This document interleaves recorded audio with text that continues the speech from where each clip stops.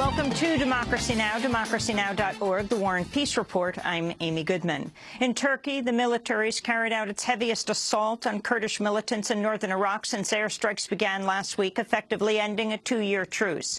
Turkey's launched combat operations on two fronts, one against the self-proclaimed Islamic State in Syria, another against the Kurdish Workers' Party, or PKK, inside Turkey and in northern Iraq, where the PKK has been fighting against ISIL for the past year. During an emergency session in Brussels Tuesday, NATO offered support for Turkey's military campaigns, although some member states expressed unease over the crackdown against the Kurds. We'll have more on Turkey after headlines. President Obama's wrapped up his historic visit to Kenya and Ethiopia with an address to the African Union. In his speech, Obama called on the continent's long-entrenched leaders to step aside, saying, quote, "Nobody should be president for life." The address marked the first time a U.S. sitting president has spoken before the African Union. Obama joked that he could win a third term but can't run. I actually think I'm a pretty good president. I think if I ran, I could win. But I can't.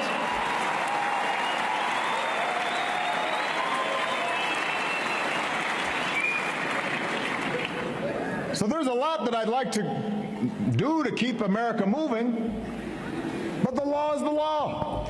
Obama's comments come just days after Burundi's president won re-election for a third term, despite massive protests denouncing the move as unconstitutional. In news from Afghanistan, the government's investigating reports the leader of the Taliban, Mullah Omar, has died. Sources within the government have reportedly told news outlets Omar died 2 or 3 years ago. This is the first time Afghan officials have confirmed reports of Omar's death. The Taliban has not confirmed the information, but it has told the BBC it will soon issue a statement. In news from Europe, at least one migrant has died after 1,500 people tried to enter the Eurotunnel in Calais, France, in efforts to reach England. Yesterday's death comes after 2,000 migrants attempted to enter the Eurotunnel on Monday night. British Home Secretary Theresa May met with French officials Tuesday to discuss the growing number of migrants crossing into Europe and through the Eurotunnel into England as they flee violence in Africa, Syria and Iraq. Home Secretary Theresa May spoke about the plans to increase security measures. We've agreed today that we will work together to return migrants, particularly to West Africa, to ensure that people see that making this journey does not lead to them coming to Europe and being able to settle in Europe. And at Calais, the French government have already been putting in extra resources, extra police resources, and the UK government will be putting in up to £7 million more to ensure the security of the Eurotunnel railhead at Coquelles. In news from the Dominican Republic, hundreds of Haitians protested to demand the return of over $100,000, which they say was paid to secure immigration papers that never arrived. Earlier this year, the Dominican Republic stripped hundreds of thousands of Haitians of their legal status and announced it would begin deporting those who did not secure proper immigration papers. The move set thousands scrambling to secure papers, but now many say that although they paid for the documents, they have not yet arrived. Jesus Nunez, the coordinator of the National Union of Sugarcane Workers, spoke at the protest. We are calling for the 4,608,000 pesos that were deposited in the BHD Bank in the name of the Haitian Embassy to be returned. Until now, not one sugarcane worker has a certificate, an identity card, or a passport. In Finland, as many as 15,000 people attended rallies and protests Tuesday to denounce recent comments by an elected official that multiculturalism is, quote, a nightmare. The lawmaker is from the Finns Party, the second largest in parliament, which has backed strict immigration laws. Many are now calling for the official, Ali Immonen, to resign. In news from Washington, the proponents of the Iran nuclear deal have gained key allies this week, including famed actor Morgan Freeman and Congressmember Sander Levin, who is the longest-serving Jewish Congress member. This support comes as Secretary of State John Kerry warned that rejecting the deal could lead to Iran gaining nuclear weapons. In a now viral video released Tuesday, Morgan Freeman and other actors, comedians, politicians, diplomats called on Congress to approve the deal. Ultimately, we could be forced into a war with Iran, another dangerous, drawn-out, and expensive conflict in the Middle East with many lives lost. The United States Parole Commission has announced that Israeli spy Jonathan Pollard will be released in November. Pollard is a former U.S. Navy intelligence officer convicted of passing U.S. secrets to Israel. He was sentenced to life in prison. In 1999, Seymour Hersh of The New Yorker reported Israel was suspected of sharing some of Pollard's material with the Soviet Union in exchange for continued Soviet permission for Jews to emigrate to Israel. The announcement of Pollard's parole comes as the United States attempts to appease Israel following the Iran nuclear deal. Amnesty International has said there's strong evidence Israel committed war crimes and possibly crimes against humanity during its assault on Gaza last summer. In a report released today, Amnesty International chronicled the Israeli assault on the Gaza city of Rafah, describing a, quote, relentless and massive bombardment of residential areas, displaying a shocking disregard for civilian lives. The findings echo an earlier UN report which found both Israel and Palestinian militants committed possible war crimes during the assault, which killed 2,200 Palestinians. On the Israeli side, 73 people were killed, all but 6 of them soldiers. Authorities in Waller County, Texas, have released video of Sandra Bland entering the jail in an effort to dispel rumors she was already dead when she entered the facility. Sandra Bland was found dead in her jail cell 3 days after she was arrested for failing to signal a lane change. Dash cam video of her arrest shows Texas State Trooper Brian Encinia forcibly removing her from her car after she refused to put out her cigarette, telling her he would light her up. She can later be heard accusing police of slamming her head to the ground. Authorities have said she committed suicide in jail, a claim her family rejects. Tuesday, Waller County Judge Trey Duhan released the footage of Bland entering the jail following her arrest. Because of some of the things that's gone out on social media, this county has been literally attacked. We are under cyber attack by individuals like the group called Anonymous, who has claimed that Sandra Bland is deceased in the mugshot. You will see video here today that will show that she was alive and well when her mugshot was taken. Meanwhile, a 37-year-old African-American woman named Ralkina Jones was found dead in a jail cell in Cleveland, Ohio, Sunday. Jones is at least the second African-American woman to die in a jail cell since Sandra Bland's death 2 weeks ago. She was arrested after a dispute with her ex-husband Friday. Cleveland authorities are investigating her death.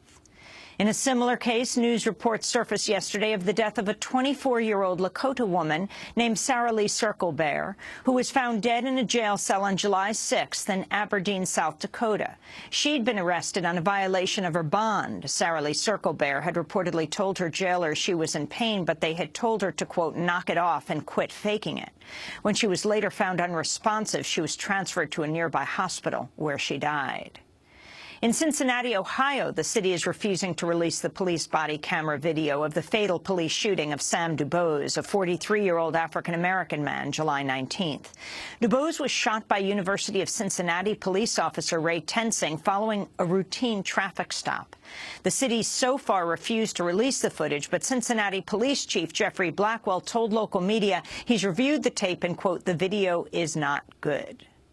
In news from El Salvador, bus drivers have stopped work after 2 of the Salvador's deadliest gangs instructed bus drivers to go on strike. The orders crippled transportation in the capital city, San Salvador. The move comes as the 2 gangs attempt to gain leverage in order to pressure the government to negotiate with them over the conditions of their imprisoned members. At least 5 bus drivers were found dead on Monday. In Portland, Oregon, a group of environmental kayaktivists set forth in kayaks to block a Shell ice-breaking vessel as it attempts to leave the harbor for oil drilling operations in the Arctic. Activists also rappelled from a bridge to create an aerial blockade of the vessel. The Interior Department has warned there's a 75% chance of an oil spill in the Arctic once Shell begins drilling. In more news from the fossil fuel industry, oil giant BP has reported an unusually high $5.8 billion loss in the second quarter of 2015. This loss is due to low oil prices combined with settlements over the 2010 Deepwater Horizon oil spill in the Gulf of Mexico.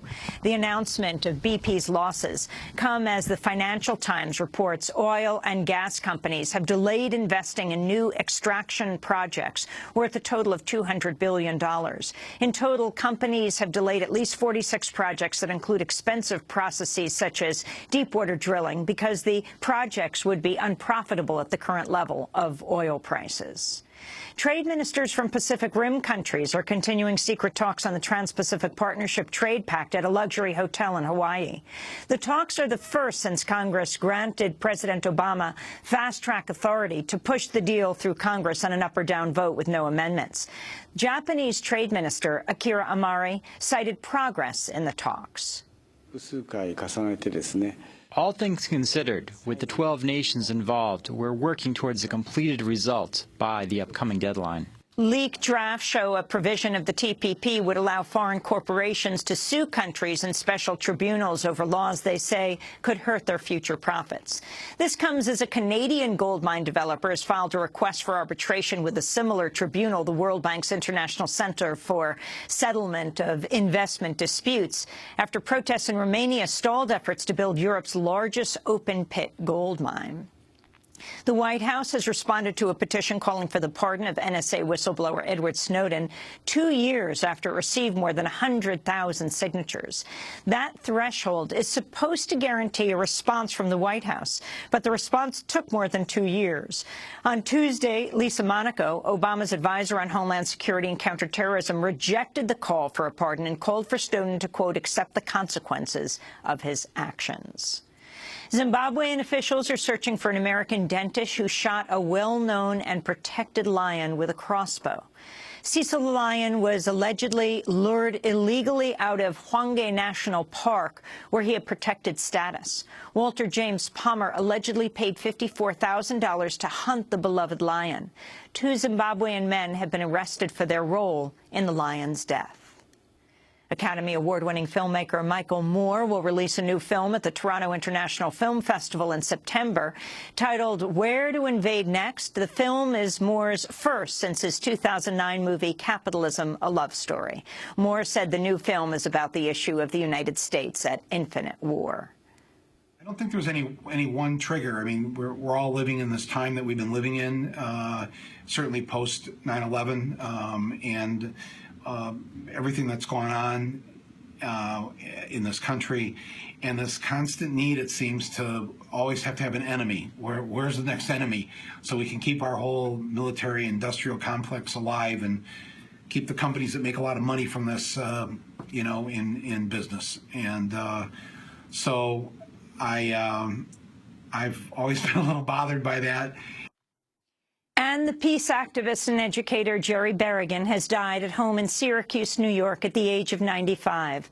The brother of fellow activist Daniel Berrigan and the late Philip Berrigan, Jerry Berrigan helped open a refuge for homeless men and was a regular at protests against Hancock Field Air National Guard Base, where overseas drones are piloted remotely.